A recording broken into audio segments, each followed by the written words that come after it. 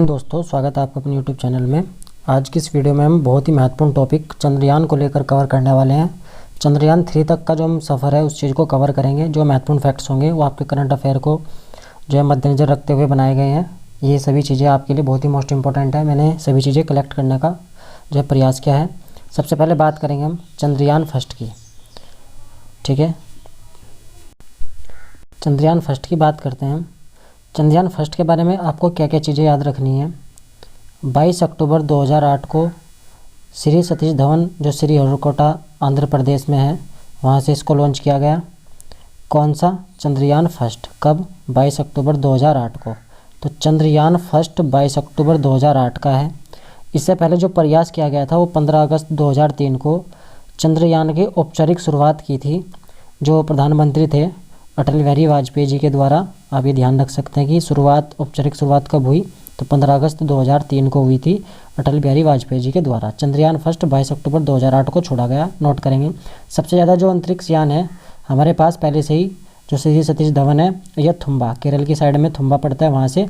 और अब हम जो है तमिलनाडु से भी जो है कुछ अंतरिक्ष यान को छोड़ने का जो है केंद्र बना रहे हैं, ताकि जो श्रीलंका वाला पोर्शन आता है वो जो हम रॉकेट इधर से साइड से छोड़ते हैं तब हम उसको सीधा छोड़ पाएंगे। क्योंकि हमारी जो अर्थ है, इस अर्थ में जो यान छोड़े जाते हैं, यानी कि ये जो आपके सैटेलाइट होते हैं, या तो आप ऐसे जिधर की ओर ये डायरेक्शन होती है, या फिर ऊपर से पोलर सैटेलाइट, ऐसे पोलर सैटेलाइट, और ये ऑर्बिट में छोड़े जाते हैं पृथ्वी के। तो दो टाइप से छोड़े जाते हैं। तो जो पृथ्वी के सीधे डायरेक्शन में छोड़े जाएंगे, यानी कि पृथ्वी जब ऐसे घूमेगी तो ऐसी डायरेक्शन के लिए हम जो है तमिलनाडु में भी एक सेंटर तैयार कर रहे हैं। तो यहाँ तो आपको चीज़ें पता लगी। इसमें ऑर्बिटर मिशन था। चंद्रयान फर्स्ट केवल कैसा मिशन था? एक ऑर्बिटर मिशन था। संपर्क टूट चुका है अब हाल ही में काम नहीं करता है। इसके द्वारा जल की उपलब्धता का पता लगाया गया। और जो यान था, रॉकेट जिसने इसको छोड़ा था, उस रॉकेट का नाम ध्यान रखेंगे। देखो, चंद्रयान फर्स्ट तो C11 पोलर सैटेलाइट जो लॉन्च व्हीकल होता है ना, पोलर सैटेलाइट, पोलर मतलब ऐसे ध्रुव की ओर, तो polar satellite launch vehicle C11 rocket के द्वारा चंद्रयान फर्स्ट को छोड़ा गया था। तो चंद्रयान फर्स्ट है तो 11, ये ध्यान रखेंगे, C11। उसके बाद चंद्रयान 2 की बात करें तो 22 जुलाई 2019 को इसको जो छोड़ा गया था चंद्रयान 2 को। इसका जो यान था, यानी कि रॉकेट का नाम था, वो GSLV MK3 M1 इसका नाम ध्यान रखेंगे, MK3 M1। तो MK तो 2 से ध्यान रखना है आपको, MK3 M1 है ना, MK3 M1 तो 3 1, तो 2 दूसरे वाला 2 3 1 था, यानी कि थर्ड और 1 था, M की फॉर्म में है। ये 3850 kg का था। इसके द्वारा 3 चीज़ों को इसमें जो है सेटअप किया गया, ऑर्बिटर, लैंडर, रोवर। ये क्वेश्चन तब भी बना था कि चंद्रयान के कौन से पार्ट हैं, ऑर्बिटर भी है, लैंडर भी है, रोवर भी है। तो इसके जो लैंडर का नाम था वो विक्रम था, और जो रोवर का नाम था वो प्रज्ञान था। क्या था? प्रज्ञान। ये चीज़ें याद रखनी है आपको। रोवर का नाम प्रज्ञान है, लैंडर का नाम विक्रम था। तो ऑर्बिटर भी गया था। अब इसमें इसको भेजा कहाँ गया था? जो चांद का दक्षिणी ध्रुव है, दक्षिणी ध्रुव पर सॉफ्ट लैंडिंग कराने के से ये 2 किलोमीटर पहले ही अपनी स्पीड बढ़ने से क्रैश हो गया था। कब हुआ था? 2 किलोमीटर पहले ही स्पीड बढ़ जाने से क्रैश हो गया था, जिसमें ऑर्बिटर तो काम कर रहा है, इसका लैंडर और रोवर काम नहीं कर रहे। अब इनको दोनों को हमने मिक्स करके अपग्रेड करके चंद्रयान 3 में सेटअप किया है, जो 14 जुलाई 2023 को छोड़ा गया है। इंपॉर्टेंट डेट है 14 जुलाई 2023, 2:35 पर इसको छोड़ा गया है। 615 करोड़ रुपए का इसमें खर्चा है। इसका ये सेटअप, जिसको रॉकेट को बाहुबली या फैटमैन के नाम से भी जाना जाता है, या बाहुबली के नाम से, कौन सा है? M3M4। ये ध्यान रखना है, M3M4। तीसरे वाले को 3 से स्टार्ट करना है, M3M4। तो बाहुबली है। ये रॉकेट 642 टन का है। बहुत भारी होने के कारण फैटमैन और बाहुबली के नाम से जाना जाता है। 23 से 24 अगस्त तक ये चंद्रमा की सतह पर सॉफ्ट लैंडिंग करेगा। और ये जो है 3900 kg का है। कितना है? 3900 kg का है। फैक्ट सभी आपको याद रखने हैं। इसमें 3 मॉड्यूल का यूज किया गया है। 3 मॉड्यूल में एक तो प्रणोदक मॉड्यूल, लैंडर मॉड्यूल और रोवर मॉड्यूल। तो प्रणोदक मॉड्यूल किसकी जगह पर आया है? ये आपके ऑर्बिटर की जगह पर आया है, क्योंकि ऑर्बिटर किस में यूज किया था? चंद्रयान सेकंड में, और जो प्रॉपर काम कर रहा है। तो तीनों के तीनों आपको ध्यान रखने। 3 मॉड्यूल कौन कौन से हैं, नाम आपसे पूछे जा सकते हैं, प्रणोदक, लैंडर और रोवर। ठीक। उसके बाद प्राउड मोमेंट क्या रहे इसमें? चंद्रमा के दक्षिणी ध्रुव पर यदि सॉफ्ट लैंडिंग हो जाती है प्रॉपर, 99% होप सो 100% ये चीज़ें सफल होंगी।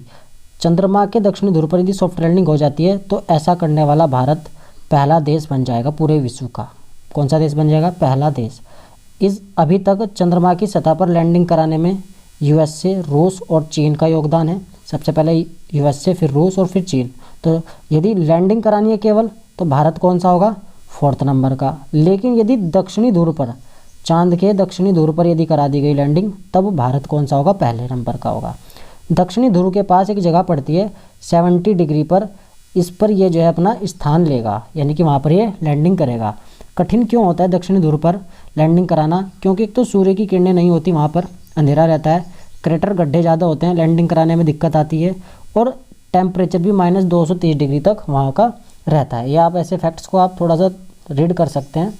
अब यदि रॉकेट के भाग की बात करें हम, जैसे वो रॉकेट बना हुआ था, उस रॉकेट में कई पोर्शन लगे हुए थे। कई पोर्शन किस टाइप के? 2 साइड में लगे हुए थे प्रणोदक, जिसको हम S200 पढ़ते हैं, यानी कि 2 रॉकेट बूस्टर थे। इसमें सॉलिड ईंधन होता है। सॉलिड ईंधन ऐसा होता है जो बारूद की तरह होता है, बारूद की तरह सूखा पाउडर जो आप देखते हैं, जो पटाखे दिवाली वगैरह पे बारूद आता है ना, उसमें भरा होता है, उसको सॉलिड जो है ईंधन बोलते हैं, सॉलिड फ्यूल बोलते हैं। S200 इसका यूज किया गया, इसमें पहला भाग था। उसके बाद इसके बीच वाले पार्ट में L110 जिसको विकास इंजन नाम दिया गया है, इसमें लिक्विड फ्यूल होता है। इसमें क्या होता है? लिक्विड फ्यूल होता है, लिक्विड फ्यूल। इसमें क्या होगा? लिक्विड फ्यूल होगा। फिर एक पार्ट होगा यहाँ C25 जिसको हम हाई थ्रस्ट क्रायोजेनिक इंजन बोलते हैं, जिसमें लिक्विड फ्यूल होता है। लिक्विड फ्यूल में H2 के साथ ऑक्सीजन का यूज किया जाता है, हाइड्रोजन के साथ ऑक्सीजन का यूज किया जाता है, तो C25 पार्ट है। तो यहाँ से इंपॉर्टेंट फैक्ट, चंद्रयान 3 में लैंडर और रोवर दोनों होंगे और साथ में प्रणोदक होगा। अब चंद्रयान 3 में क्या परिवर्तन हुए हैं? ऑर्बिटर नहीं है, ऑर्बिटर पहले वाले का काम कर रहा है, सेकंड वाले का। जो प्रणोदक मॉड्यूल यूज किया गया ऑर्बिटर की जगह, उसका काम नेविगेशन में मदद करना है। तो ये इंपॉर्टेंट फैक्ट्स होगा कि प्रणोदक मॉड्यूल किसके लिए यूज किया गया है? नेविगेशन के लिए। सोलर पैनल बढ़ा दिए गए हैं, फ्यूल ज़्यादा लिया गया है, ताकि यदि हम इसकी लैंडिंग साइड चेंज करें, पोजीशन चेंज करें, कहीं और पर लैंड कराना पड़े, तो हम उसमें इस एक्स्ट्रा फ्यूल का यूज कर सकते हैं। जो है अपडेट सॉफ्टवेयर यूज किया गया है, यानी कि अब हम स्पीड कंट्रोल भी कर सकते हैं। लैंडर मजबूत किए गए हैं, लैंडर के जो कदम होते हैं मजबूत, यानी कि इसके जो पैनल होते हैं नीचे के, उनको मजबूत किया गया है, और लैंडिंग एरिया का विस्तार भी इसमें किया गया है। अब क्यों लॉन्च किया गया है? चंद्रयान 2 की असफलता से उभरने के लिए, लोगों को दिखाने के लिए कि हमने चंद्रयान 3 भी अब लॉन्च कर दिया गया है। बहुत ही महत्वपूर्ण कदम है, क्योंकि इसका ऑर्बिटर काम कर रहा है, अब उससे आगे की सफलता हमें प्राप्त करनी है।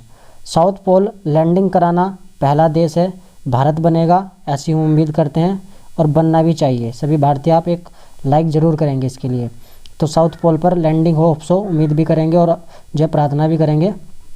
चंद्रमा की सतह पर रासायनिक और खनिज संरचना का पता लगाने के लिए भी हम जो है इस अभियान को जो है जारी किया गया है भारत के द्वारा।